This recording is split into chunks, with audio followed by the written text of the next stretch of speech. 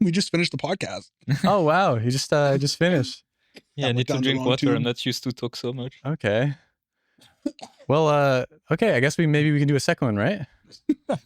Yeah, sure. Let's talk about sports. Okay, great. Wow. What's your favorite hockey team, Nick? Montreal Canadiens. Oh, it's not even a competition. Thank you.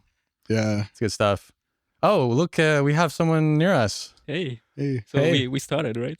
Are you actually recording? Did we? Yeah, yeah. Oh, okay. Recording? Okay. Perfect. We started. Look at what we dragged in from the beautiful streets of Montreal. From the high city of Montreal. Yes, the high city. You're in the farmlands with all the cattle. It's nice there. You have a nice apartment. I like it. Yeah. Welcome to Juicy Brush. Thank you for having me. Yeah. Yeah. Welcome. I guess so. We will, introduce you to, the viewers. So yeah, maybe you could just, tell us a bit about yourself, who you are, any work you've done, just a basic intro. Yeah. Okay. So right now I'm currently a full-time storyboard artist at Gearbox Software, and I'm also a freelance illustrator and comic artist. What's your name, by the way? I'm Léo Chiola. Oh, nice. Sorry, I missed that part. That's okay. And I've been working for around 10 years in the industry, in the video games, animation, and comic industry. Oh, great. Nice. Awesome. I guess we can maybe explore some stuff regarding your background and your interests. I've always, when I first learned about your work, and we have a mutual friend, of course, his name's Edward Delange. Edward Delange, sorry, French accent. Gotta keep that active. I found your work through Edward, and I noticed there was some similarities, but you were much heavier into comics. I guess comics would be the main difference. Maybe we can jump into some stuff related to that. So maybe we can start with educating the guests, because we have a lot of concept-oriented people who are into concept art. And it could be good to maybe dedicate a bit of the episode, or the majority of the episode, to understanding more what you're into, what you like to do. Maybe starting with what is a comic book artist? What do they do that's different than a concept artist? And we can maybe explore also storyboard artists, because that's what you're doing also during your, 9 to 5, right? Yep. Yeah. That sounds good. So comic artist. So for me, I always did the balance between doing comics on the side and working in video games or animation, simply because the comics it's very tough to make a living at it, a proper living at it, and you need to be super fast, which I'm learning to be. But when it's very fast, I'm gonna talk about the US market, for example. You need basically to survive and do well. You need to do 1 page a day. And that's a lot, and you're not even super well paid for it. But it's a marathon that you need to be able to handle. And for myself, I never had the opportunity to do it on a long run, but I did it a bit. But for me, I don't know. It started with comics. I always admire artists in the comic book industry, from US or from France or Europe in general. And I felt that they are kind of maybe the best artists in the whole industry, because you have to draw everything. So they know how to do character, they know how to do environment, they know how to do storytelling, they know how to do sometimes color and stuff like that. So that's what drives me to the comics. It's crazy. And you said a page a day is, I don't know if, because some people might not understand the weight of what that means, but what would you describe? What is that like, a page a day? What would you have to do? So basically, it depends of the company and how they work. Sometimes you do the layout. I'm gonna take an example of a basic issue, it's 22 pages, I think, or 20 page, and you do the 20 layout before you send them, they approve, and then you have to deliver in 1 day. Now, the trickiest part is before they used to have a pencil and inker. And now you have to do also the ink. You have to do the pencil and the ink. So basically, you have to do a drawing page in a day. And sometimes some people treat them as almost storyboards, so it's very rough.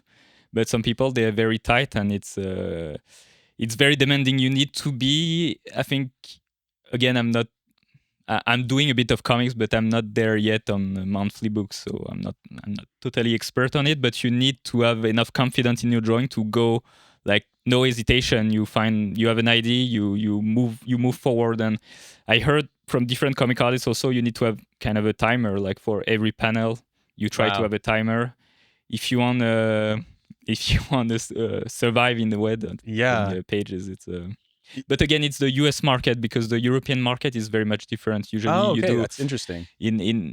For example, in France, you're gonna have like at least a year to do an album, like 64 pages, even more. Basically, you have as much time as you want. It's just that you also not super well paid for the time it's taking. It's all the struggle about. It seems unfair if you think about it. It's very much I mean, the problem of comics is that you have no kind of middle class. People that are successful in comics, they live very well, they sell well, okay. but the majority of people, you don't live like an average like we have in video games or animation. You don't have that. So there's like basically like the winners kind of have like a lot of the, I guess, the spoils. Like the winners take all kind of, and it's a big discrepancy between starting in comics versus actually making it. There's a big difference. And now it's also, I'm talking about the perspective of like working for the US, Marvel, DC, which are the biggest company. But now people are doing a lot of more indie, because you can basically edit yourself, you can publish yourself in a way. Yeah, there were some artists that were concept artists that I followed that kind of make their debut in a comic. Like they'll maybe spend like 3 to 5 years working on their side project. And I think there was one artist, I think it was Ben Morrow. Mm-hmm. He made a comic or something, and now it's taking off. Like he's making it into a big thing. There's like a short video on it, like a video on it. Yeah, exactly. Short film. So I guess it's something that, although, you can do professionally, a lot of people can take it into their own hands on the side time. Oh yeah, I mean, build. You can do comics even if you're not paid for it. Basically, it's you're free to do it. It's just that for me, it's so demanding that doing it on the side, it's good, it's possible.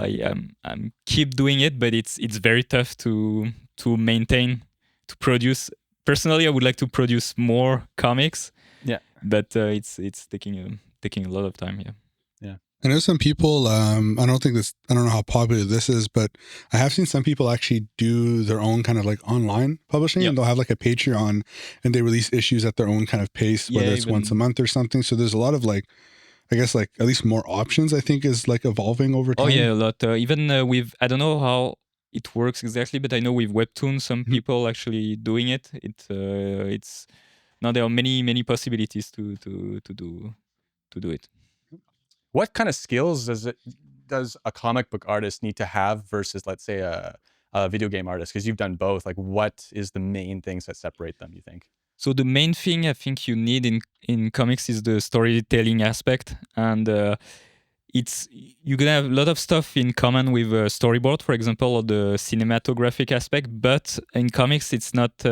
Comics are not movies, so you need to learn the storytelling aspect of the comic in general. So how your eyes gonna move through the page, how you're gonna people between two page, how the story is gonna read. It's the most important thing is the story to be clear. Yeah, definitely. And I do have a question actually. So one of my things I want to talk about a bit is how design changes going from video games potentially into comics. So something that we did bring up when we had a whole episode on anime and animation is that designs have to be made in a specific way, that you have to draw them a lot for animation. And I think there's a little bit of that when it comes to comic, right? Like you can't just go crazy and make a design super detailed. You have to find a way that that you're gonna draw the character you create like a lot. So you need to find a way to make it not too complicated. But I think in a way, it's kind of similar. Like I recently worked on like beginning of this year on a Flash Gordon story, a short story It should be out soon. Sweet. And the character design, I approach the same as animation, to be honest. I know that I'm going to have to draw it. So I try to make something cool, but not too many, trying not to do too many gear or something. I stop a bit myself, but I think it's pretty similar in a way. Okay. Is there any other design stuff like that maybe our comic that maybe like we wouldn't know about because we don't do comics, so we might not know if there's something, but like, is there anything design wise that you have to think about in a comic setting?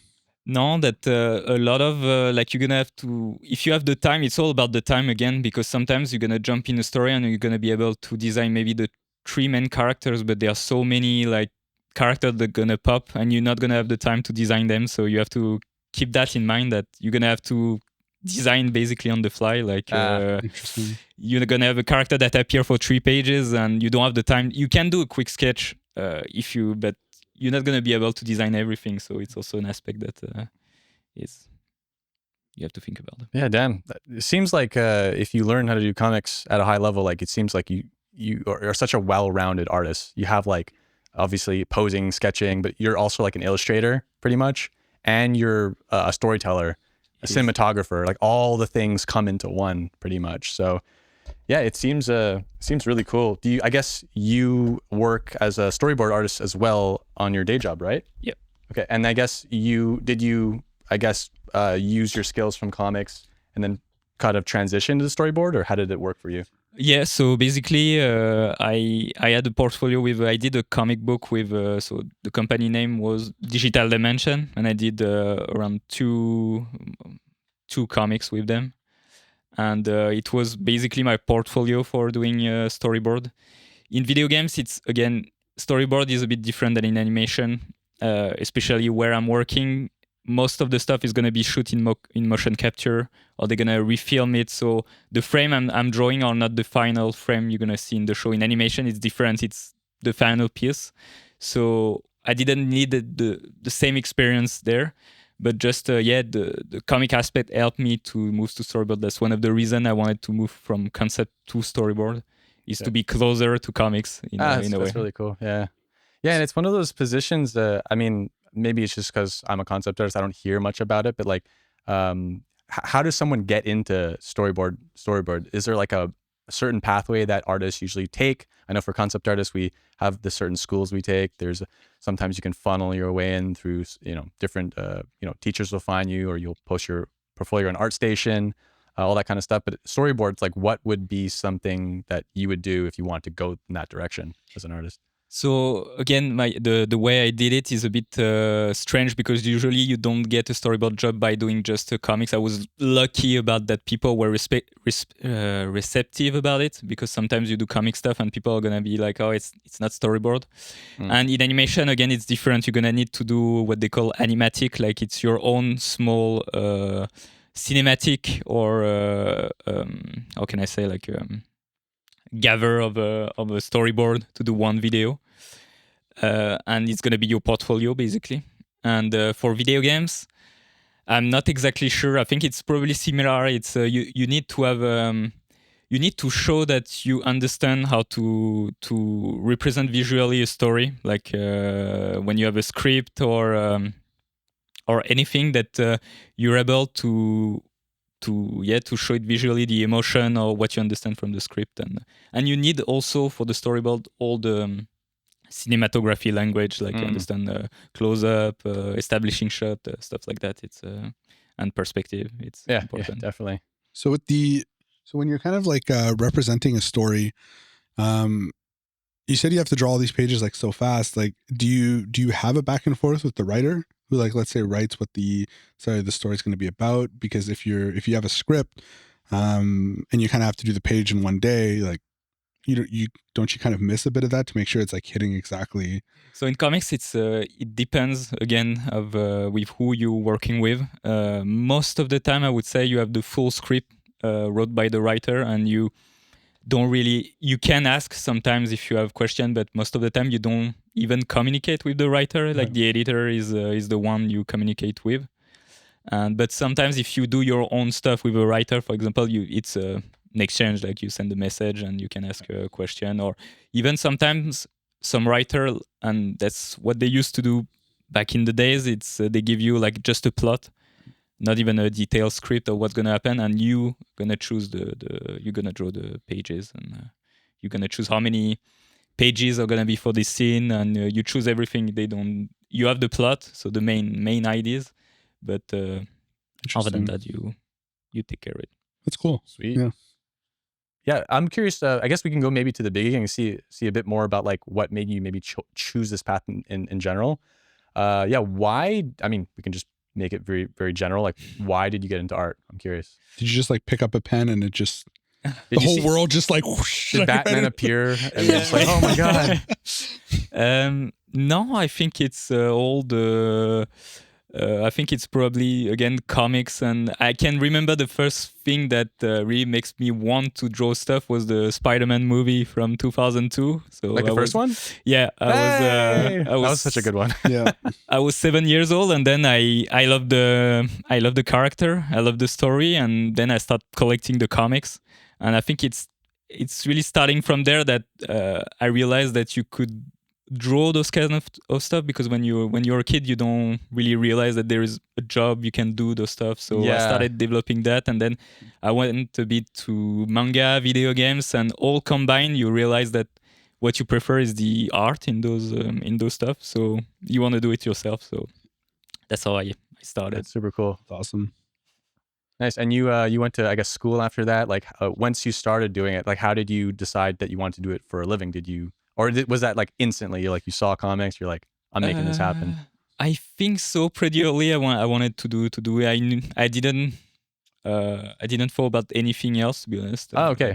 So it was drawing. I didn't know yet if I wanted to do comics, but in my mind and other people around, it was not a true job in comparison. Like video games it's weird, but it seems like you could have a job, like a true job. So I pursue more in that way, and but I didn't do art school. Like I did 6 months where I met Edward, and then as a self-taught, I started learning with my brother, also who's nice. a concept artist. Funny enough, my brother is a concept artist as well. Yes. It's so funny. My brother is as well. Oh, really? I don't know. Nice. I mean, I have a stepbrother, but I don't. Do you have a brother? I have a stepbrother. Does he like and to a draw? Stepsister, yeah. There's a gigantic age discrepancy. Oh yeah, your between brother's like 50 or something, right? Yeah. He has a kid. Same with my stepsister. There's like a pretty big age difference. You're a young boy. Yeah. Yeah. But no, they don't do concept art. Okay. Yeah, I have a weird situation where like my whole family went into the arts. Really? Yeah, Interesting. all three of us. I was the oldest. I went into art because I was drawing from a very early age, but my sister, she also went to the same program as me for art. And then, I'll just be honest, like my dad was really hoping maybe my brother would go into like engineering or science, but like he also went into art too. So yeah, we all went in a similar direction. That's interesting. Funny. I had my grandmother. My grandmother was an artist in the family. So that was the person that she was like paint every day. Like she would paint in the house. She had all her painting. She would watch Bob Ross all the time. Like I was like, oh, really? So Bob Ross? Yeah, she loved watching Bob Ross. She would like paint stuff with like trees and houses. Yeah. and I actually would watch Bob Ross with her a bit. Like that's how I kind of got my cool. Yeah, it's really sick. She even painted a World of Warcraft painting for me. I was a huge fan of like the art book, and she had never painted anything for like she paints like lakes, trees, like and I really liked the phoenix in the book. And like she went at it and she tried to paint me that phoenix. I still have the painting. World of Warcraft Phoenix? Yeah. Wow. Yeah, she was dope. She was dope. So yeah, I'll show it to you next time. Is that man, I'm such a nerd. I think I know what that phoenix is called. Might be like Alar, the phoenix from maybe, Burning Crusade or something. Yeah. Interesting. So did you guys, you knew you wanted to work in video games like pretty early? Like is it the path you want? Is concept art what you wanted to do like since you... Well, me and Dick, I think for me it was really early. I knew I wanted to do art, but video games was like, it wasn't obvious that concept art was a thing back then. Like of course we're similar age, so it's like that job was sort of in its infancy or just starting. I only found out about concept art when I was like 16, actually, when I was around the end of the high school. But yeah, from the beginning, I was kind of locked into art. Like everyone around me was like, hey, you should be an artist. You should do something with this. So I kind of took it upon myself to just like, it was fun for me. So like, why not? But I know Nick, it's weird, my story. You have the most random. So basically, I'll do super fast. I already did like a deep dive on it, but essentially, I used to draw a lot when I was younger and in high school. And then when I tried to apply to Dawson to get into their animation program, I didn't get accepted, and I just gave up. I thought, oh, I'm not talented enough, and I just stopped drawing. And then one year when I was working for the city of Pointe Claire here, I injured myself. And I tore my ACL. I fell out of a truck, and so I was stuck at home in a bed. I couldn't bend my leg. I had a leg brace and everything. And I was playing this MMO, and I met this guy in the guild that I was playing in that would draw like porn for a living, but it's because he wasn't good enough yet. Like, so he was doing like little tiny jobs. He would draw the stuff that other people didn't have the stomach to draw. I'm not going to get much more into detail than that. He didn't tell me too much, which I'm happy about. But essentially he would do that to make money on the side. And in the meantime, he was practicing his art skills to hopefully get a job in video game. And he's like, oh, you should check out this dude called Shadi Safadi. And, you know, the rest was history. I bought a tablet. That's like, nice. I mean, that's. I think sometimes it's even. I mean, when you did the job before, or when you don't have the structure, you know, the school or stuff like that. Sometimes you're even more motivated. And, you know, you have only yourself, so you even more focus on it. So it can be nice. I think it was weird though. It just stuff happened. Like, you know, I guess life just worked out that way. Yeah, so. But I'm sure you don't regret it. No. It was the only impulse purchase that I've done in my life. Buying that $500 tablet is the only impulse purchase I've never regretted. You still have it? Yeah, actually, no, it broke. You framed it in the I wish. So actually, believe it or not, so I used that tablet and I went all through Sin Studio with it. I brought it with me to I used it at Moment Factory when I worked there and when I was working at home. And I actually also used it back at home when I worked at Beanox. It broke, I think, after my first year at Beanox, and then I bought a new tablet. But that one served me for a long time. Like it kept going. Nice. Yeah. So those Wacom tablets don't die. Like they're really really good. They're tanks. I like them. Yeah, they don't break ever, which is great. I've dropped them so many times, and they work great.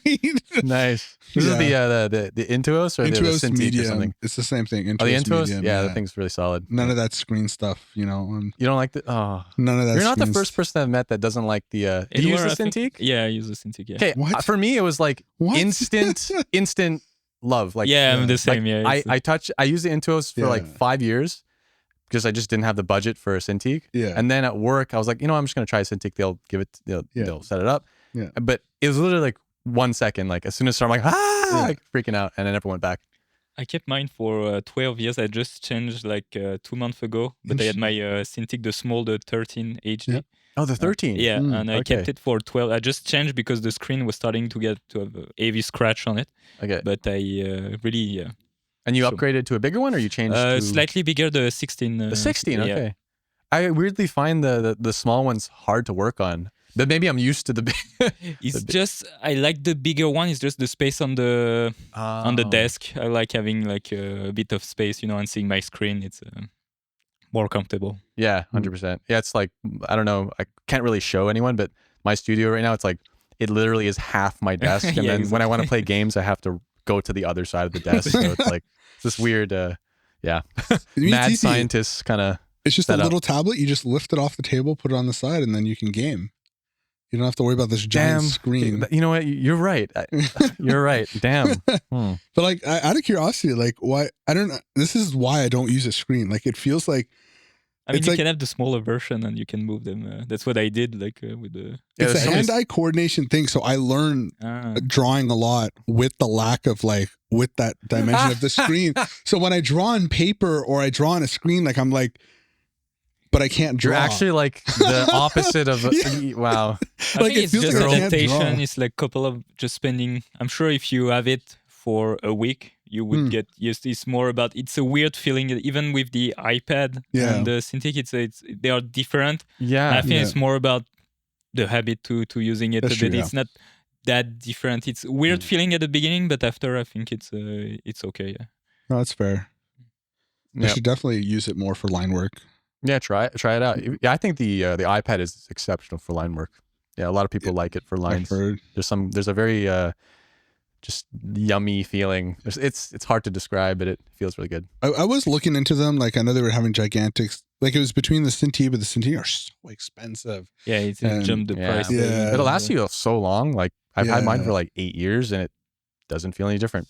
I was looking at Slow Epic down. Pen. Like, I think Epic Pen, apparently, like, I've been watching like a ton of reviews on them and I forget the other brand that's popular, but apparently they're getting really close as far as like the Okay. actual sensitivity. Like, the difference is not that far anymore. I'm like, for like 1/3 to 1/4 of the price for something I'm not 100% sure I'm going to Oh use. yeah. I feel like maybe go there, and then if I really like it after a year or two, then you splurge, you get yourself a Cintiq that you know is going to last you. Yeah, it could be a good decision. Yeah. Yeah. Yeah. So I have an interesting question. So Oh, let's hear it. well, let's maybe wrap up some of what we did before, but I think it's more the path towards a comic book artist. Like, if let's say you wanted to do it and you were, I don't know, 13 or 14, like you're kind of not sure, maybe you draw a bit. Like, what would you do now in 2025?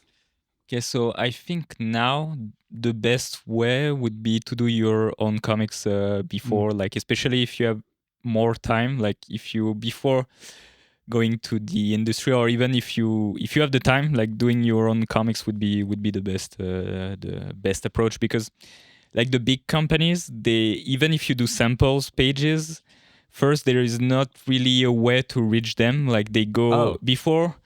You used to go to Comic-Con and you could meet the editor. Now they dare to the main one, like New York or San Diego, but it's not even like a thing now. The editor, they just check online. And even more than the tricky part of comic is that you don't need only to be good at art. Like, it's not enough. You need to be on what they call on the shelf. You need to have a book visible to be higher if you want to work for the big company. But it's like when you apply for a job, it's like you need 5 years experience. It's a bit like that. Junior position. And the weird part I felt is that they don't really consider other industry. I've seen many great artists that are in the concept art, and they want to do even cover or a bit of interior for Marvel and DC, and they don't have the possibility because they need to have their own comics out or some. Interesting. So there's is it like a brand thing where like want really really comic focused artists only, kind of building? It is, I think it's very, the place are so limited for those stuff that they want to have. And also the aspect of comic that is really tough is what I was saying, like being able to produce consistently daily, which is different from an illustrator. You used to spend at least, like, I don't know, a day or two to do a character. Now you have to do every day a page. It's something that is you need to find people that are reliable, and being good at art is not enough sometimes to be able to produce that amount. Yeah, it's a lot, because that's you have to conceive of it, you have to write it, and then you have to obviously ink it, and then you have to color it. Yeah. I mean, colorist. No, usually you have a colorist. You do so it's just final ink. Yeah, it's a pencil and ink. Yeah. Okay. Yeah, that's a lot. What about having stuff? So you said on the shelf. Is that more like metaphorical on the shelf? Like, can you publish something on webtoons? I know that's online. Having something published online, not literally. Okay. As long as you have something out, like exactly, like as long as you show that you're able to work on a story consistently. And that you put stuff regularly, it shows that you're someone reliable and you're gonna be able to produce on time, quality stuff. Yeah, it's similar in concept nowadays. Like, I know working, like, let's say getting a job maybe 5+ years ago, you could get away with certain things, but now it's like almost we want to triple guarantee a hire. So I think portfolios now, like, even to make it similar, you have to kind of already prove that you can handle a production. So I would say most portfolios have to be very, very thorough. So maybe it's in both industries. Maybe, I don't know if it's because there's a lot of talent, or the expectations are higher, or sorry? I said, why do you guys think that is? That's actually kind of interesting. Like, why? Personally, I mean, maybe you can start, Leo. Why do you think all the standards are going up? Why do you think employers are being more selective or that kind of thing? I I think it's it's a way to select people, to have people maybe more reliable, because indeed sometimes you have people that do great stuff online, like you see a super pretty picture, but when they actually have to do with a specific job, it's not the same quality. So maybe it's a way to see that, but I don't really understand why they want. I mean, for comics, I can understand because it's the editorial part. You have a deadline, a precise deadline every month where comics needs to be out.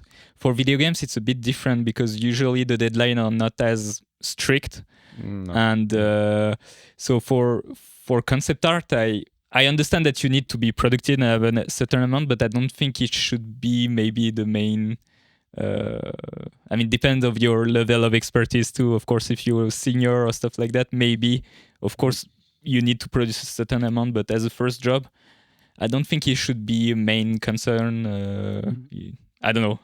I'm no expert on it, so it's tough to say. I mean, it just seems like there's not enough positions and maybe too much talent. So like obviously the best are the ones that are selected, and it can get to the point where you actually have to have a freaking comic already out, which it's is a way of doing a selection. Basically, exactly. Selection. Yeah, I've noticed like a slow increase, but that's probably just because people are improving much more than let's say 10 years ago. So I know there's obviously the industry layoff hiccup that we're going through right now, which makes it even harder. But that's a rough one. I don't know. I think there's a lot more education out there. If you, let's say, learn concept art like 15 years ago versus now, like you're getting way better, way faster now. It's just much easier, so much more out there. So. Yeah. So in concept art, we're using a lot of tools, and it's going to lead me to another question for you. I know in manga they use a lot of tools. Like I know they use 3D, and they like, especially when they do the cities or even posing characters. How common is that for Western comics? Is that even something you use at all in a workflow, or people use? So for me, I don't like using those. I'm a bit old school in the way that I don't like use software or stuff like that. The most of technology I'm using is that usually I'm do my sketch, my rough in digital, and then I print them and I do traditionally the stuff. But what you said about using 3D, it's pretty common in especially in a monthly book, so book that have to be out every month. You have a lot of artists using a 3D model. I mean, when you have to draw New York or a big city, it's much more convenient to have like a pre-made building. I understand it, but at the same time, I feel you lose some of the charm. Everything, not everything, but sometimes feels the same. The background feels sometimes the same, and I think the toughest part of comics is that you need to find shortcuts that make you able to represent something without drawing everything, and that's what make it looks cool in my opinion. But I can understand depending of your style and the deadline. I mean, I don't know, maybe at some point if I have a rough deadline like that, I might use also the 3D model. But if I can, I would like to avoid doing for my part. Yeah, I also have that. Maybe it's not as crucial for concept, but as an illustrator or concept artist, like there is that fight within me to like make sure that the 3D doesn't kind of look like 3D. Like I'm trying to battle against it to make sure that in the end it looks hand drawn. It doesn't feel forced in, or I can still have my artist say in it, so. But you still use a lot of 3D though. I'm trying to learn. I'm trying actually to learn more right now. I feel like obviously it's an incredible tool. Who wants to, some people might want to draw New York, but if you can at least block it out or get 60% of the way there and then find a way to do the fun stuff at the end, like why not, So I'm more on that boat. Like I want to use 3D as a way to save me time, and so I can have more fun and have more possibilities through it. So interesting. So I'm the opposite of you. I use 3D exclusively, and I'd like to not to. Okay. I like doing line art, but 3D is just so effective in hard surface and prompt design. It's true, yeah. Well, I mean, there is, you obviously have some artists that you like that can kind of get away with line art and make it work. So maybe one day, I will say it's more fun with the addition of VR. I think my tune on 3D has changed a little bit. I think it's been feeling a little bit more creative, like drawing using VR. But yeah, before that, it definitely was like, man, 3D gives such good result, and it was like heavily my workflow. I'm like, man, I wish I could just do line art. Yeah. much more fun. Maybe, man. I've seen what you can do. You're freaking awesome. So Oh, thanks. Oh, go thanks, for it, man. Jeez. Yeah. Making me blush in the middle of the pod. What is this? The kindness. Yeah. What can I say, man? Oh, shucks you. Oh, golly. Oh, my God. Let's not do this, please. Anyways, yeah, so it's really, really interesting. Do you have any things you'd want to ask Leo before we kind I of have move so many questions. You have so many questions? Yeah. Well, then come on, give them to me. So I was going to save this one for the end, but since he's putting me on the spot, okay, like the end? tell me. Well, is it really that important? Maybe we can wait to the end. So no, it's okay. It's not. It's not like it has to be. It was a very appropriate question for the What's end. Your but favorite superhero? Actually, no, it's close to that, but not that. I don't know if Sean will have one because I don't think you read that much. I don't comics. read. Yeah, I don't know how to read at all. I do have my own answer to this, but I'd love to know, like, what are your current favorite, like, whether it's cover artists for comics or just like actual comic artists that are drawing the pages inside. Like, who are some of your favorites right now? Right now, so before there is Joe Mad, the guy who did Battle Chaser, is my god of drawing, but he doesn't do much comics anymore. But my main would be I love James Aaron. Okay, like he did recently Ultra Mega. Okay, that's the name. It's awesome. Who else? There is Matteo Scalera also. He did some stuff for Batman. There is Sean Gordon Murphy. He did recently. I'm reading recently is Zorro. He did a Zorro version. He did something I really liked before named Punk Rock Jesus. It's in the book. What else? Also one of the mainstream that is so impressive is Dan Mora. He's a guy doing for DC Comics. He's basically what I was telling you. You need to do 1 page a day. Him is doing 2 pages a day. And the quality is insane. Wow. It's not like phoning or like weird. You said Dan Mora? Yeah, Dan Mora is absolutely. I never seen that quality. I don't know if you're familiar with Jim Lee from the 90s. Is I think right now is the Jim Lee of the. Wow. That's a really nice compliment. Oh, I've seen his stuff. Yeah, he's so good. And he's doing basically 2 books a month, and that's a lot. It's as someone who can like for that level of, and he's doing cover on the side too, and he's doing the color on this. How does he? I wonder what that guy's day to day is like. And he has a family. He has family and kids, and he's from Costa Rica, so he's a. Oh yeah, that's awesome. Insane. Like he's a really good. cool style, man.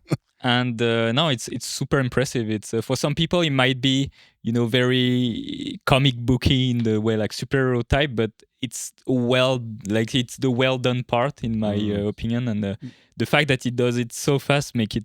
I never seen someone do it that level and so fast. So yeah, this is great. Yeah, it's crazy how like the levels you need to even do it. But then again, you have people who just excel even beyond. It's like it's crazy. Maybe you can give I like to give constructive advice to anyone who listens, especially because there'll be people here that are interested in comics. You said before that maybe shooting for your own comic, but like when it comes to the skills, like the actual development of all the skills that this artist is a master of course, and you are too. Like if you're just starting, like what are those skills and like how would you go about learning them today? I'm curious.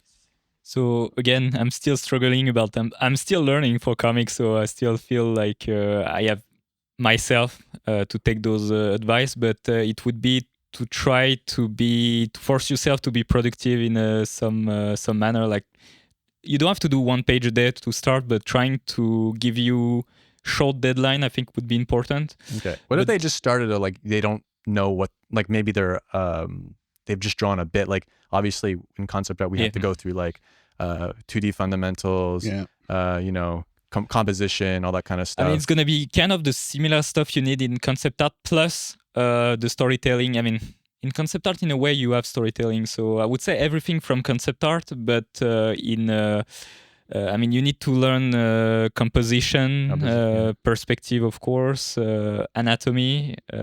That's a big one for, I mean, anatomy. You imagine not having anatomy and big one. Yeah. Yeah. I mean, learning about composition, storytelling is it's tough to say what.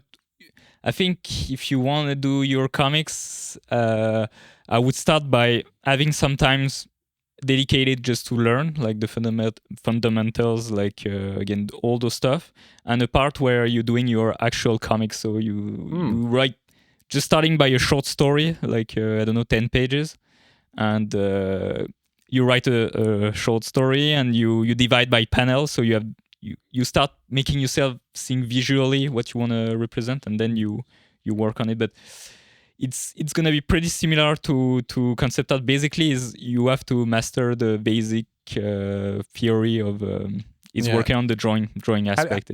When you started, how did you go about learning those? Because for me, it took me like years. It took me. I'm still doing. Obviously, you can never be the master of the fundamentals. It's like something that. But you're not a master at them. You haven't like perfected them. What? I'm not enough, Nick. Oh my god! Jeez, how dare you? You're enough for us. John Singer Sargent is laughing at me right now. Oh, you better get on that. Like, mastering those fundamentals. Yeah, I don't want to see any more mistakes. Okay. That's why you put color and light on the table. Yeah, this is just faking a front. Yeah. Everything I hope to be. He hasn't opened any of them yet, actually. It's just a lie. Yeah, but there's so much to learn. It's kind of daunting. It could be daunting, but what would you go through? Would you go to a school? Would you do tutorials? I know there's some book. Obviously, these are great books. Framed Ink has storytelling. What would you recommend? Like, how did you go about it? So now, first for the art school question, I think it depends of your personality. When you're I would say 18. It's the basic. It depends if you need someone on you to work. Like if you're not clear about the goal you want. If you're like, oh, I like art, but I don't know what exactly I want to do, or if you're really driven by what you want to do. If you're really driven, you don't necessarily need art school. I think art school is not gonna. It's gonna just put you in an environment to be serious and learn, but essentially the work you're gonna have to do it yourself still. Even if you go to art school, if you're not very serious about the art, you're gonna have an okay level at the end of the art school, but it might be not enough. And the opposite is true. If you're very driven and you work a lot without an art school, you can be very good and very fast. You don't necessarily need art school. So it depends on personality. And again, there is also the parent factor. My parent, they allow me to stay home and work? Nice. It's something that it depends of every situation. I think also what's the money. If you have the money to do art school, because art school are really expensive, so maybe you don't have the money, and it might be more worth it to have a half side job, regular job, and work.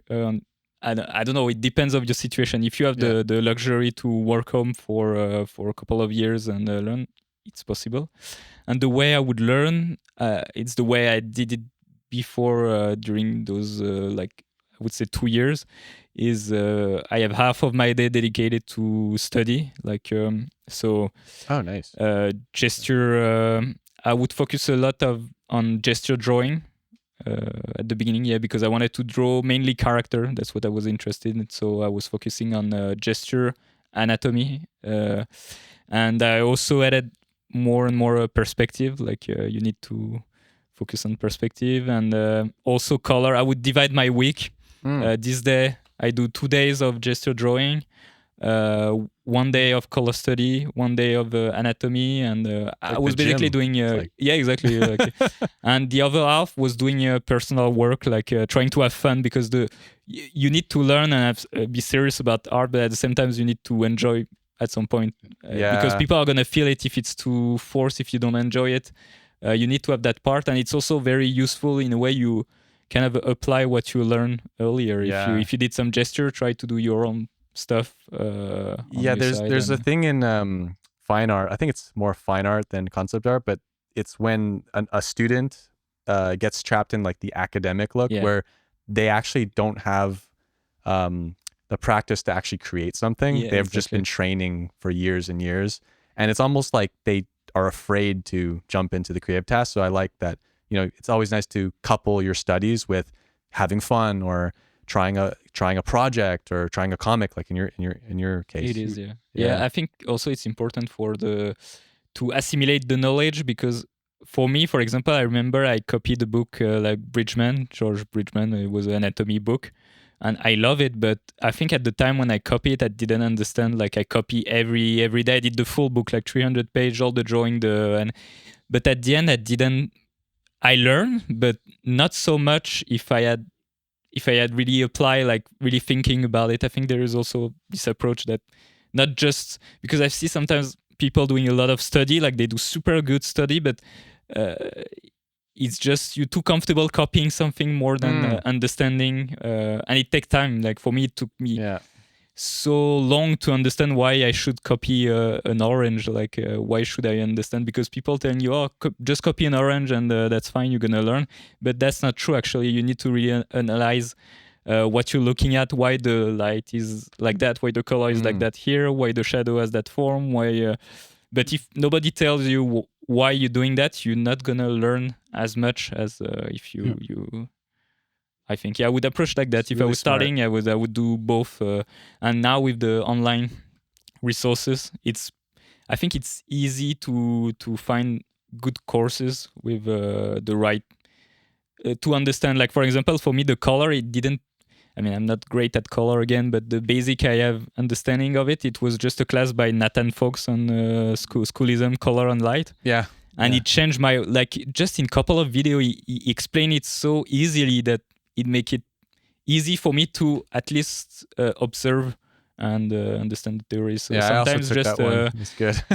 just one class or one teacher or one word about can help understand, because you're gonna have a lot of information, but for some people it's gonna work. For other people, they're not gonna understand. It's my case. Sometimes people telling me some stuff I don't understand, and other people they're gonna explain me in a different way, and I'm gonna assimilate better. So yeah, that's a good point. I always recommend, at least to my students, like always learn from multiple people, because for me, like one person can help me like tremendously, but sometimes other teachers won't have the same effect. So it's a good idea to always expose yourself to different sources of knowledge. That makes sense. And it's like, you see that actually in the anatomy books a lot. Like if you talk to artists, there's like all these like top anatomy books that people mention over and over, and it's kind of funny because everybody learn sometimes from one of the different ones. They'll be like, oh, I loved Hampton more than this other book, and then somebody else liked the other book over Hampton. Like it's it's always like that. Everybody just learned a little bit better from a different book. It just clicked better for them. What's your favorite anatomy book? I learned from Hampton. What's your favorite anatomy book? I think I would say Hampton too. Or, Hampton. Maybe we're all Hampton's the king. I think Roger Speck. I don't know if you know. Oh, I've never heard that one. Speck. Yeah, I think it's this one. Dynamic anatomy. Make it very blocky. Yeah. Ah, okay, interesting. I should check that one out.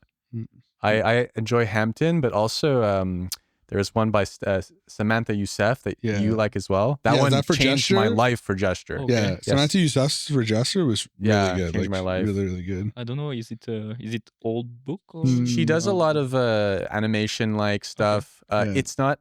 I think you can find it if you search it up. It's not like I don't like not a lot of people know about it when I mention it to people. So maybe it's just a little more. Is it on Amazon? Huh? I think it probably is. Yeah. I highly recommend picking it up. Yeah, it was probably one of the best ones I had done.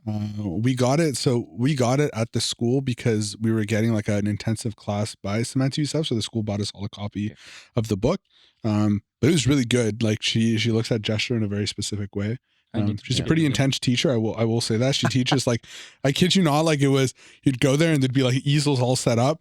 And it's like, everybody had to stand. You weren't allowed to like listen to music while you were doing it. After you were done, everybody had to put their pages on the floor in front of everybody to see. Like it was intense. I was happy I had a knee injury. I was allowed to sit. I was like, thank God.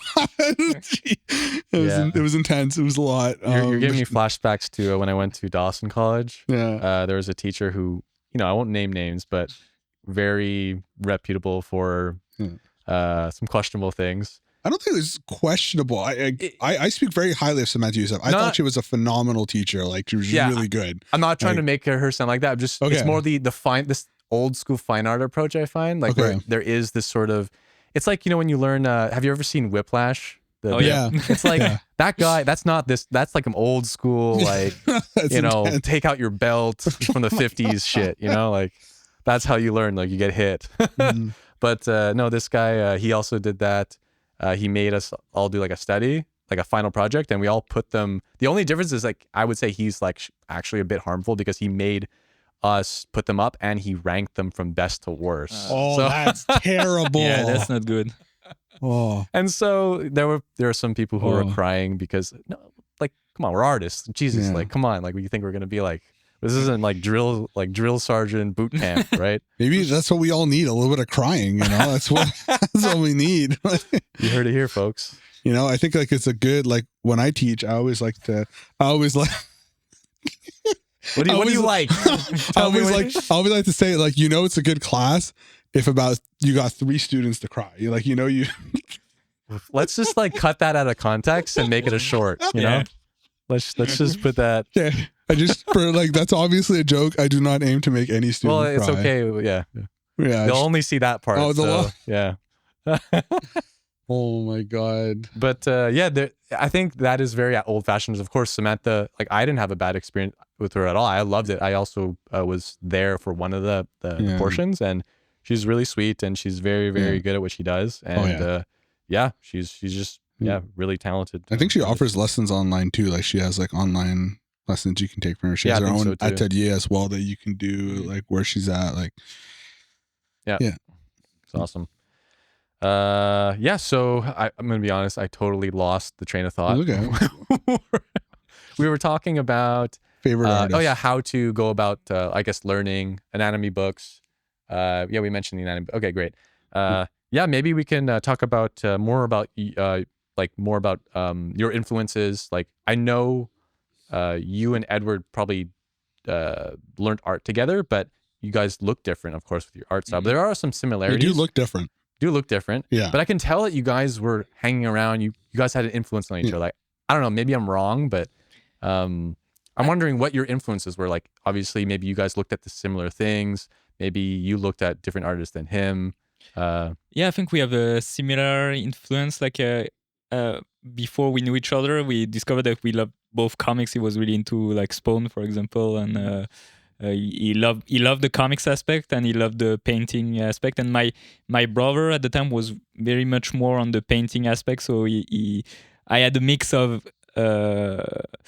painting plus comics. So we have those like Ashley Wood, Leon Decker, and stuff like that. Yeah. We talked about it. Even if I'm not painting, I love those style and.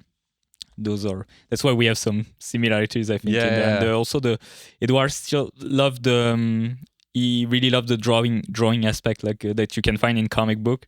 That's what I enjoy. And mostly it's again, Joe Mad is it's what changed my life about art. Really, he's basically the artist I would say that influenced all the old Blizzard style it's coming from, and he brought kind of the Capcom style and bring it in comic industry, which I really love.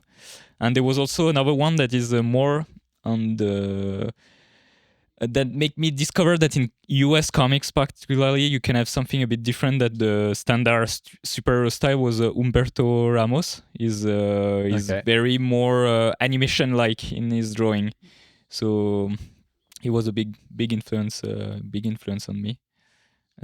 Also, and animation in general.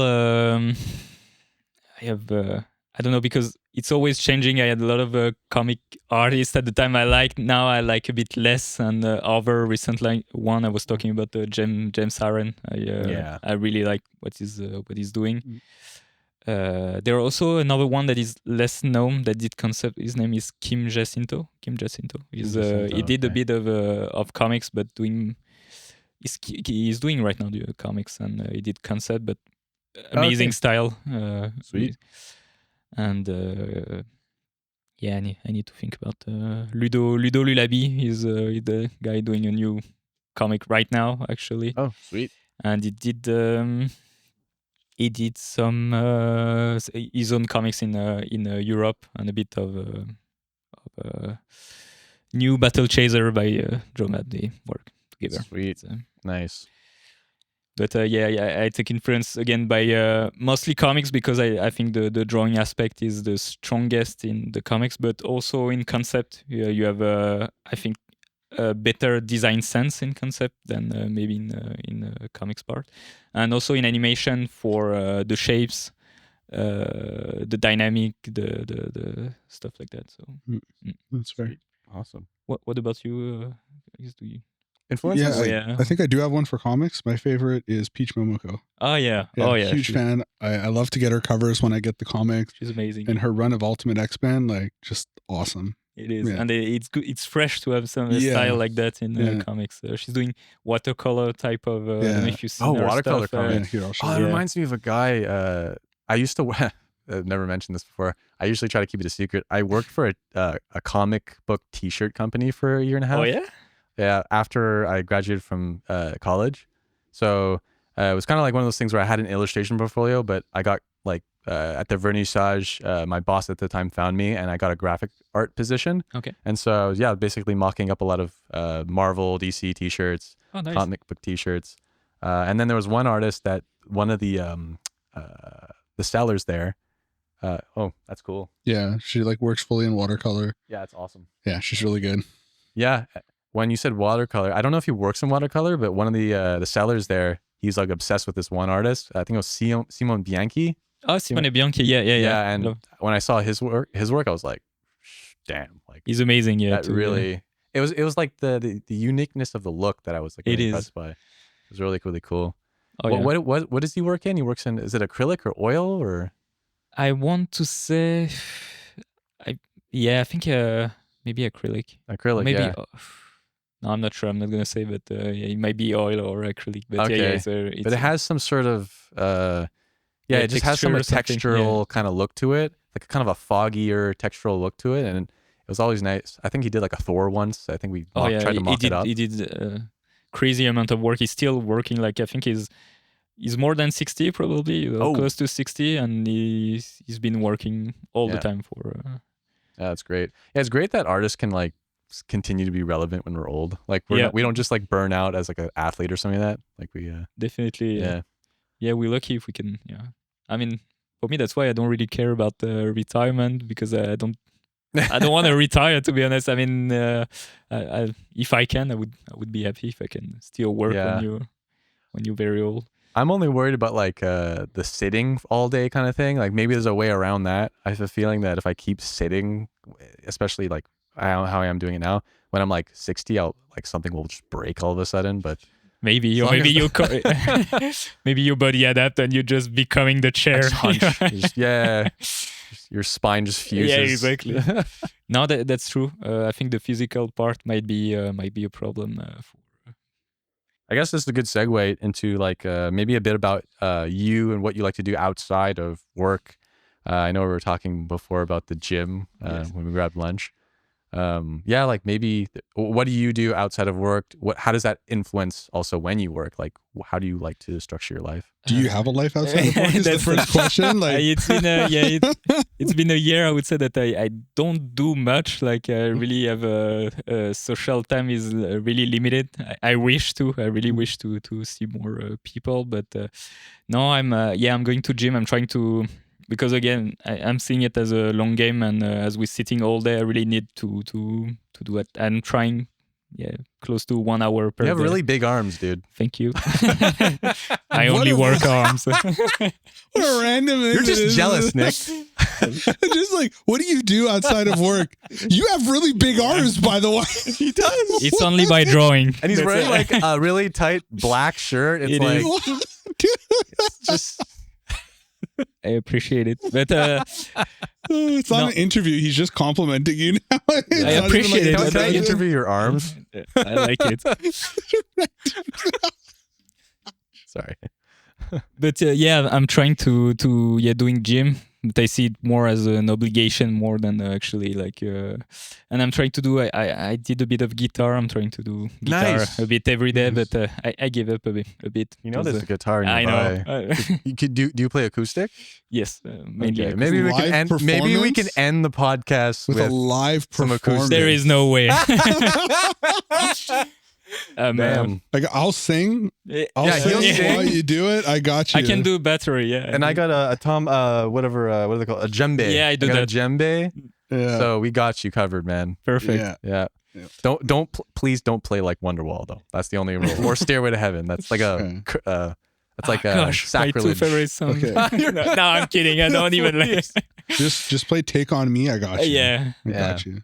Living on a Prayer. Oh, that'd be good. Oh yeah. But yeah, other than that, I'm reading. I'm trying to read comics. I would like to read more true books, but I'm reading mostly comics on the side and playing games. I'm you playing play Marvel, video games, right? Marvel Rival. Hell yeah. Beat me to it. I was gonna mention it. That's the stuff. It is. Oh, really, and actually, Nick? Really, you're interested in Marvel Rivals? Don't even start. Don't even start. I almost forced myself to play because at some points I couldn't find the time to do it. But now I'm trying to force just to renew a bit the inspiration, because sometimes just by working, doing nothing else than working, I lose renewing myself. Like I need something out of drawing just a bit to I don't know, like how can I say, give me some creativity, imagination a bit, like renew it. Like because we're constantly like, it's like we're working out the same muscle over and over again. Exactly. Doing art, it's like we need to do something else. It will atrophy over time if we don't. It's true. That's a good point. Yeah, I think comics and games, they help to give you some ideas and inspire you. Actually, nice. Yeah. What about you guys? On the side? Wow. I was about to say it, but I remember you. Yeah, I like to. How is it? Well, yeah. So I've been revisiting a game that I was obviously obsessed with, and a lot of people were obsessed with when we were younger. Like when I was a teenager, I was obsessed with World of Warcraft. You don't have to bring other people into this. You were obsessed. No, you're the only one, Sean. Me, it's other people too. Like I was. I mean, a lot of people were obsessed. Yeah, it's totally normal. Like it's just no, but like I'm playing a bit of that game. I was like kind of burnt out, so I wanted to, over the Christmas break, like just try it again. So I've been dabbling in it, and it's been a lot of fun, just like kind of revisiting something you knew once in a different way when you're younger. So I've been diving into a bit more competitive play in that. So yeah, it's a nice, like, I would say it's like for your day, it's like a palate cleanser. I can like just jump on, play a bit, have some fun, and just not worry about work anymore. And just, and I also like you, I like to go to the gym. Yeah, I'm pretty similar to you actually. Gym, games, and I'm also trying to learn music on the side as well, so it's fun. Yeah. How about you? Me, I have a dog, so that's pretty cool. But a lot of other people have dogs too, so it's yeah. Yeah, but I'm not hiding it, you know. Unlike you, it's like, I was pretty addicted. No, everybody was addicted to the game. Like, just trying to hide you. I just my dog. It's tough, man. It's tough. Yeah, an excuse to go out. Well, that's it, because I don't really go out much. She's like the excuse. Marvel Rivals is definitely one that I play casually. You play casually, huh? Yeah, let's not get into it. No, what else do you do? No, let's not. No, why? It's really cool. It's not cool. Let's not start. Yeah, so boo you. Nick has a secret. Yeah, I don't have a secret. You mean 600 hours on Marvel Rivals? Something like that. It's a little more. He's like Batman, his secret life. I think League of Legends is worse. Yeah. That one's worse. That was bad. All the League of Legends lovers are like, what the hell, high man? school, what are you saying? The high school days. Yeah, so Marvel Rivals for sure. What else do I do? Not much. I just draw. Yeah, so we're all the same person pretty much. Yeah, I just draw. I mean, obviously, like I'll watch, like I'm really into watching Monk at the moment. I don't know if you've ever seen it, but it's my first time watching Monk. Loving it. It's super good. It recently got taken off of Netflix, and I was really upset. So now I have to pick up the seasons on YouTube, which is not as fun because I have to buy them. Reading comics, I've been ordering the new Ultimate series. I was telling you about that before. The Ultimate Universe, Absolute Universe for DC, and reading a few mangas as well. Yeah, and then playing some games, drawing. I mean, Loop's pretty similar. I mean, that's a lot already. Yeah, it's hard. Honestly, you kind of just after drawing all day and you draw a bit more at night for yourself, it's like you kind of just want to do like nothing after. Yeah. You kind of just, your brain is fried from like designing or thinking and problem solving, and you're kind of just like, okay, let's just turn my brain off. Yeah. I have a random question. Is there anything you like to do regarding the comic scene in your life? Like, do you like to go to specific Comic Cons? Is there something in Montreal that is more comic oriented that you know about for anyone in the area? So I don't know much of I would say the comics community, but I'm trying to start doing conventions. So I did the Toronto Comic Con a couple of months ago, last month sick. actually, and maybe I should be at the Montreal one. It's still in process. So nice. So I'm trying a bit to do that, but again, I still feel not legit because I don't have enough comics under my belt. Like I just did a couple of issue. Nothing is right now on the shelf. So the things that make me close to comics is doing Marvel Snap, and I have my original art there. I'm doing also commission, and I'm in that range. But I still not doing the proper work of comics, which I'm trying to find a way to do it. But I would like to have more a fit in there to be able to go more around and being like, hey, I'm a comics guy too, because for the moment I still feel kind of in between, you know. Is it different? Because I know some people can just sign up and sell prints at Comic-Con, right? Is that different than what you want? Is there like a specific booth or something? I mean, you can do that. I when I was in Toronto, I did that. I sell some prints and having commission and just selling original. It's just that for me, I prefer people that have actually comics or stuff like that. I feel it's more, it's my view on it, but you can, I could do it, or people can do it actually. It's fine. It's more the comics aspect. It's about comics at the end. So that's why I'm thinking that. Yeah. I guess we're getting ready to wrap up. Is there anything else you want to mention? Anything you want to talk about? Like that. No, you guys would like to work in comics? No. Yeah, actually, I don't know if I'd like to work in comics. Seems brutally hard. You don't want to do 2 pages a day for being 150 a page? Oh my god. I actually it's not the fact that it's hard. It's more, you know, some things resonate, some things don't. Yeah, for sure. I've just been mainly into games and, you know, like keyframe stuff, illustration, concept. I've always found a lot of pleasure there. So yeah, I don't know. Maybe in the future I'd be open to comics though. He's one of those people who likes to render. Yeah. I'll see myself out. He likes to just sit there for hours and render. Like, honestly, like, he's weird. Like, it's all, That's why he's learning Blender to Just not have to jealous, render anymore. I'd be interested. I don't know if I'd want to work in comics. I do love working in concept art.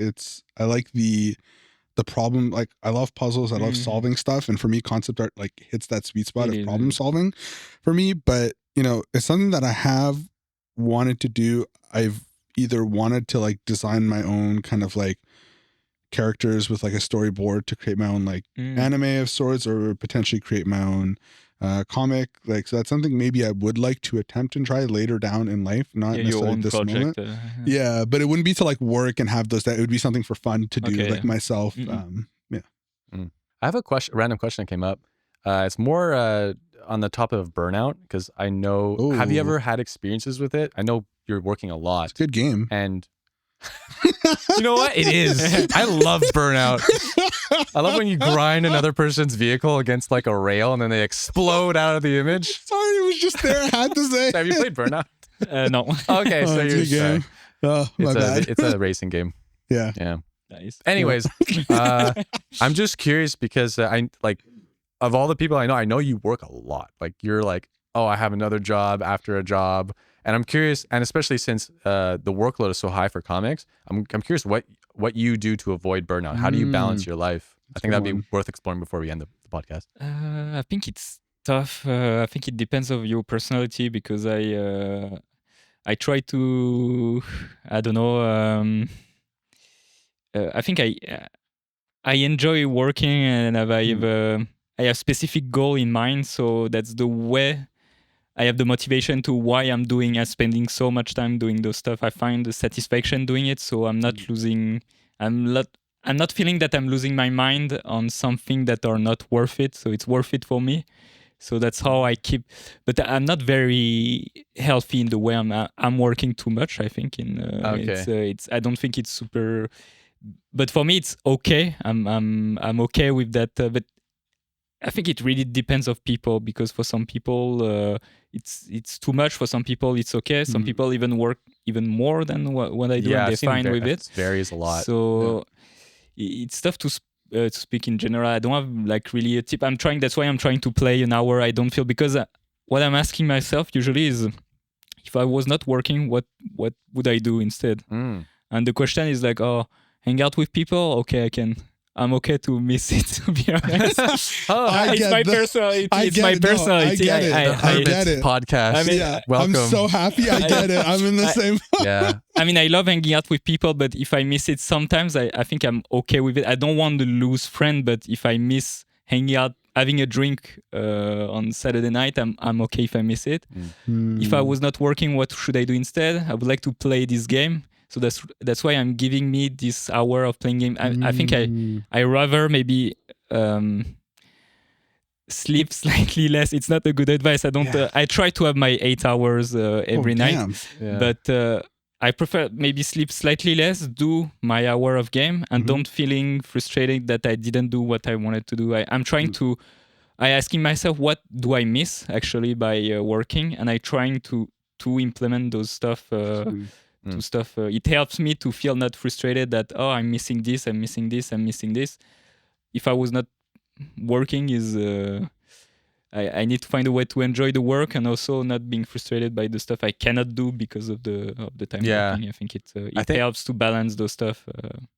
But again, it depends really on the personality. I think it's tough to give advice to people how to avoid burnout. It really depends on the situation, because some people can have family over responsibility also, and another type of personality. Some people, they don't want to work all day, or they don't want to produce that time, or they don't have that specific goal. They're okay with their 9 to 5, and they don't have.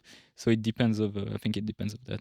Yeah, definitely. Yeah. I say a lot of artists though, like it's a pretty common trend. Like it's not in the same way, but a lot of artists have in some way, shape, or form a somewhat unhealthy lifestyle because of how much art they do. Like, but what is unhealthy? Because in a way, we work with our mind all day. Yeah.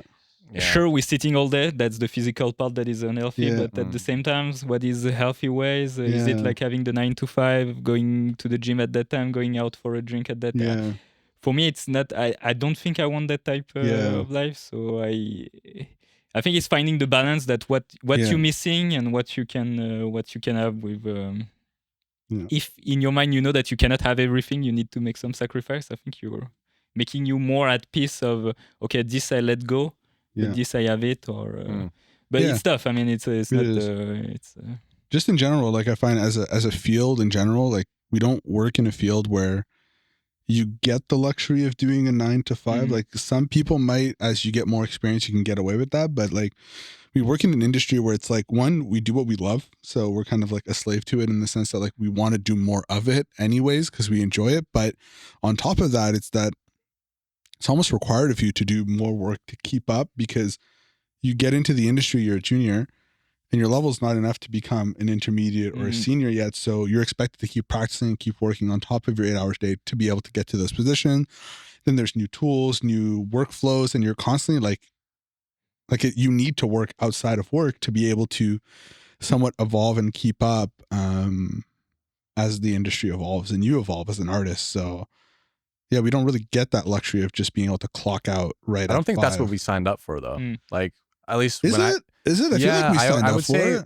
Everyone that gets in this field is very conscious, I think personally, that you're going to be doing extra work, but it's okay because you liked it. You love this field. It's not a I don't know, name a basic job. It's like you're working at a dipper or like a some grocery store where it's just very like, oh, the same thing every day, 9 to 5, which is okay for some people. But this is one of those fields where it requires almost like a passion to keep it going. You have to be passionate because it is going to be evolving. It's going to be changing. There's not as many positions as maybe other fields where you can kind of just have a very low skill requirement and just get in. This requires a lot of dedication. So I think most of us know that it's going to be a lot of work, but that's why we want to do it. We love what we do. So. I don't think it's a bad thing. I'm not sorry. Maybe I made it sound kind of negative. I think, like you said, we do it because we all like really enjoy it. I don't think it's a bad thing, but I think to say that it's not unhealthy to like a degree, like we've all kind of signed up for it. And I guess our love and enjoyment of it kind of I mean, a lot of things are unhealthy in life, you know, like, so, but I mean, with art, like we kind of chose that unhealthiness a little bit because we really do love what we do. But yeah, sitting at a screen or at a table drawing for, 10 hours, 11 hours every day, it adds up. Like it definitely, It does. it's not like an unseen effect. So no, it's there are times when even like the passion can turn, and this is another podcast episode for sure. Like when the passion turns into pain or an something. addiction. I mean, it is. I think it's as soon as it become a job, it's unavoidable. Like you have to. See what you mean? You. I would say that almost 50% of the time I work when I don't want to work because I have to produce the work. Like you cannot draw. I mean, if you're professional, you cannot draw only when you feel motivated, or that's the job aspect that kind of sucks. But I think at the same time, if you found again the right motivation and the right why you're doing that, and you're not just passive of doing the job of why you're working in that company at that moment, why you staying there. Is it because you have a side project, you're trying to do that and you need that money? Is it because you're passionate about the project you're actually working? Is it because you're aiming something else? Is it so if you know that, it makes sense of why you spend, I think, more time on something. I think it helps to do that. Yeah, 100%. I love the why question. It's like a lot of the times, and this is just part of like learning more about yourself, especially when you're like, I would say around mid-20s, like mid-30s. Like this is the kind of time when you're sort of finding out like how you work, who you are. I've realized in the past, especially during COVID, when we're all very with ourselves, we're all at home all the time, you get to really find out like what you're like and what you're like, what you're actually doing when you're sitting down and working. And for me, like, it's very helpful to know like, the deep whys of, okay, like why am I getting up to work? Why do I enjoy this? Like, or why is this suck today? Like, why am I having a bad time? And the more we can kind of work those issues out, the more that it doesn't have to be a painful process. You can actually enjoy and maybe reorient things to make it easier for yourself. So I think the why is a really good, important point. What you doing for avoid burnout? Are you regularly? I actually, I mean, I can just talk about it, but I do a lot of outside sort of therapy work. Okay. I've had a lot of anxiety in the past. I would say I'm a very anxious. I'm a very uptight person. You're very tight. You're very tight. You're a very tight person, Sean. You are very tight. Yeah. Okay. I'll leave it in. I won't edit it out. But I'm a very uptight person, and I realized that I've had a lot of stress that I was not really conscious of, but doing different therapies. Like I go see like a kind of a therapy for your nervous system. I can maybe talk about it in another podcast, but it's called network chiropractic. Okay. And that's changed my life, where I can slowly like sort of let go of all the different stressors I have in my life that I didn't even know were there. So they help you with that. So that's been a huge part of my life.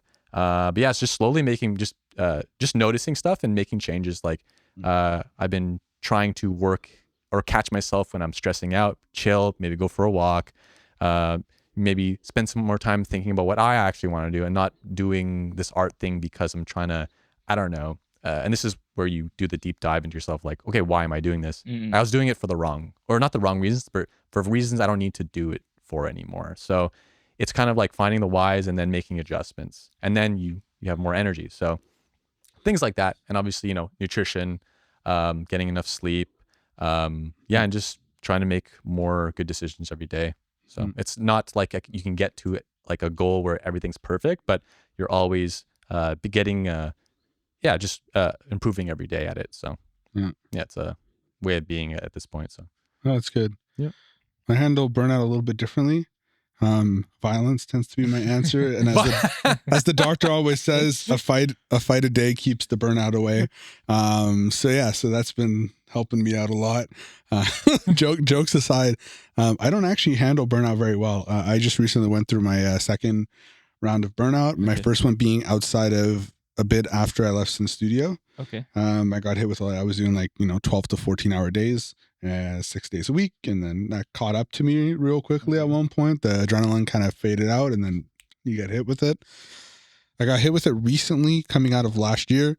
It's kind of rough. I was working full-time on a project expected to draw, but I was also leading on, at one point for like a month, I was lead on like 3 other projects while working and drawing full-time on that one. So I got hit pretty hard with burnout towards the end of last year, and I ended up taking like 3, like mixed with the Christmas vacation, I took like 3 weeks straight off. Like it was a lot.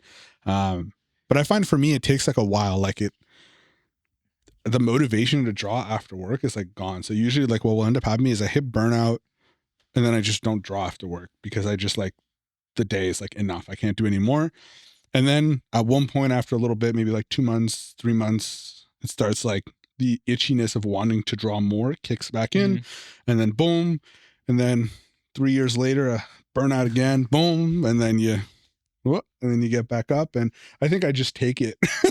Realistic. You're just resilient, man. I just take the burnout, and then, so like taking 3 weeks vacation helps, and then you can. It was my first time trying that. I don't usually take vacation. Maybe why I got burnout in the first place. Maybe I should take more vacation. That's a lesson learned for next year. So do you think you might be gonna be on the road to burnout again, or maybe you learn from the one you had before? I'm sure I'll hit burnout again in like somewhere down the line in like 3 years, probably. Why? Yeah, I don't know when, but like, just accept it. I'm ready for the next one. Why? Because you know you're gonna have too much work, or probably it's gonna reach a point where I'm doing too much, and then I'm just gonna burn myself out. And I don't know. Maybe should I be trying to avoid it, or do I just accept it as a part of life? I think there are strategies out there that you could seek for sure to help. But that sounds exhausting. Like you just add that onto all the... Yeah, that'll give you burnout. That's too much effort. Like that's what's going to lead to burnout, Sean. Yeah. In the first place. Yeah, don't listen to me then. Yeah, no, I'm not doing any of that. It's too much. Yeah. But no, I just kind of accept it. It's that's such a depressing way to end the episode. Yeah, we just have burnout. It's going to come. I accept it. I don't, but like, I mean, is it really that bad? Yes, it is. Because, oh, okay, my bad. Because imagine you're like, it's a painful thing to go through, and God forbid something actually happens. For me, it's like, why don't we take? So what do you mean by God forbid? Like, do you mean like burnout it's not just like, oh, I burnt out, you come back. It's like, no, dude, we're fragile beings. Like we can actually like have an illness. Like who knows? People go through so many different things. Imagine your hand fucks up and you can't work because you have some sort of illness in your wrist. That can happen through burnout. Yeah, I've gotten a wrist injury before. Yeah, so. Yeah, but that wasn't because of burnout. And also, like, I don't know how old you are, Leo. You're gonna be turn 30 soon. Oh shit, I'm older. Sorry, man. Oh god, that's great. 30s are everything's downhill after 30. I've been living half a year of 30, and like it's terrible. Like I'm dying probably. I'm excited for my 30s. Yeah, his burnout rate will triple in his 30s. Yeah. It's gonna be amazing. Okay, so no, but I do have a question for. I do have a question for you. Sorry. Okay, like we're entering our 30s, so for me, like. We don't have the same like resilience or bounce back we do when we're, let's say, in our earlier 20s. So for me, I don't know, this is just like something I hear all the time. It's like, yeah, fuck. It's like, let's say you go out drinking in your 30s, like you feel it freaking hard the next day. It's just the reality of getting older. So I think as artists, especially, ones that are our age, we have to take responsibility and maybe set an example for future artists that are going to be younger than us. Like, so the answer is not just take it.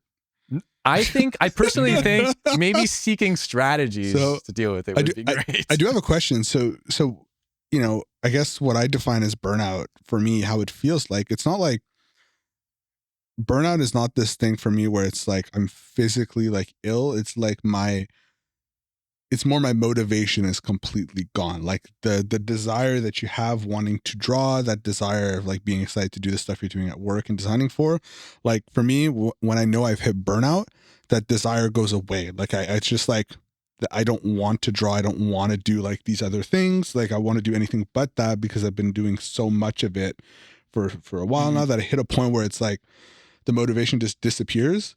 And that for me was like burnout. I'm not like physically exhausted where it's like the anxiety is like creating unhealthy things. Like my anxiety and all that is the same level when I'm in burnout than when I'm not. It's more so just that desire's gone, which is why I then ramp down the drawing. It's like, okay, I take a break, no drawing for a bit.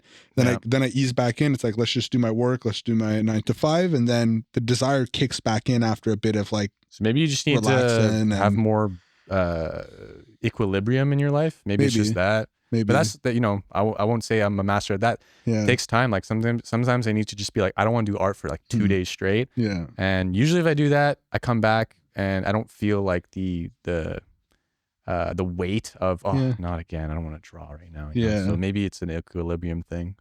Yeah. Like, you know, just to stay on topic, to quote Thanos, you know, balance on all things should be, but you know what I'm afraid about equilibrium is that the Avengers might come and stop me from achieving that. So okay, maybe a different strategy for you then. Yeah. But I do try to have like Saturdays be the day that I give to myself. I do whatever I want Saturday, whatever it is. Like if somebody's like hey man, you wanna come to my wedding on Saturday? It's like, no, it's Saturday. It's my day. It's not your holy wedding.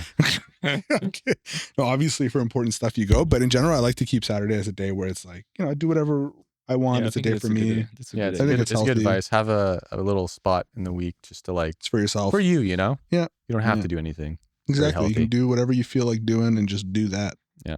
All right. So I think we're probably late into the episode. It was a good episode. Yeah, I have a little closing question for Leo. Maybe we can wrap it up. Yes. So I usually say this for concept artists, like what do you think makes a great concept artist? But in this case, what do you think makes a great comic book artist?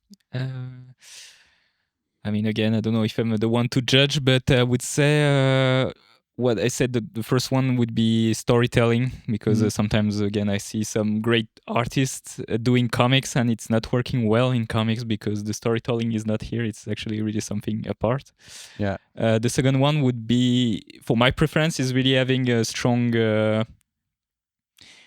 fundamental. I don't like the word fundamentals because, like, for example, Mike Mignola, people might think that it's not strong in fundamental, but actually it's very strong in fundamental. So what makes you able to have your style that is not that you choose your style. You're not doing it because you don't know how to do it. You know, it's how can I say?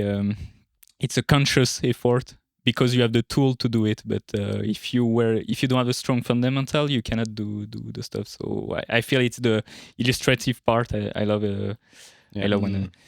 And the third thing about comic artists, I would say, I guess good design, good sense. I mean, what I said before is kind of I don't know, good shape, good design, something appealing in the design, and also on comics, I would say having story that are not movies. I think people sometimes confuse the comics for movies, so it's like too much. You cannot do something like for example, people always quote Watchmen, and Watchmen is it's one of the best comics ever. But not everybody is Alan Moore about comics, and if you put like dialogue all the time and too much heavy story, sometimes it's not working for some characters. So I mean, what I enjoy and I think what make a good comic artist is basically like a simplicity and clarity. That's really cool. Yeah. Cool. That's great answers. Yeah. Solid. Well, thank you so much, man. Yes, thank you for being here. Thank you for having me. It was nice. It's our pleasure. It was super fun. It went fast. It was like an hour. It breezes by. Nice. It's crazy. Yeah. Awesome. Well, that's today's episode of the Juicy Rush podcast. And and we'll sign off. Yep. Thank you guys. Bye. Bye-bye. Thank you.